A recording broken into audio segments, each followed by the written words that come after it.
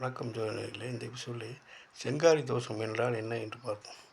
செங்காரி தோஷம் என்பது செவ்வாயும் சனியும் சேர்ந்து ராகுகதிகளை பார்ப்பது. உதாரணமாக மீன லக்கணத்தை வைத்துக்குவோம். இந்த மீன லக்கணத்திலே செவ்வாயும் சனியும் சேர்ந்து 4ஆம் இடம் மிதுன லக்கணம். இதில் கேது இருக்கிறார் என்று வைத்துக் கொள்ளுங்கள். செவ்வாய்க்கு 4ஆம் பார்வை உண்டு.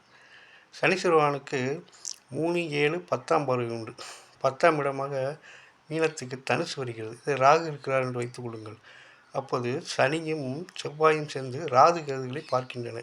இதுவே செங்காரி தோஷம் என்பது. இந்த செங்காரி தோஷம் இருந்தால் 2ஆம் இடம் பாதிக்கப்படும். வாக்கு, தனம், குடும்பம், ஆரம்ப கல்வி இதெல்லாம் பாதிக்கப்படும். 4ஆம் இடத்தில் இருந்தால் தாயார், வண்டி, வாகனம், போக்குவரத்து, நிலங்கள் பாதிக்கப்படும். 7ஆம் இடத்தில் இருந்தால் கலஸ்திரஸ்தானம்.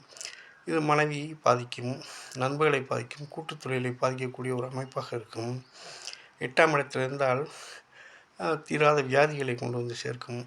12ஆம் இடம் இருந்தால் என்ன செய்யணும்? தூக்கம் கெடும். அவர் ஒரு இடத்தில் இருக்க மாட்டார்கள். சன்னியாசி போல குடும்பத்தை விட்டு விலகிச் சென்று விடுவார்கள். பெரும்பாலும் இந்த ஜாதக அமைப்புள்ளவர்கள் கல்யாணம் செய்ய மாட்டார்கள்.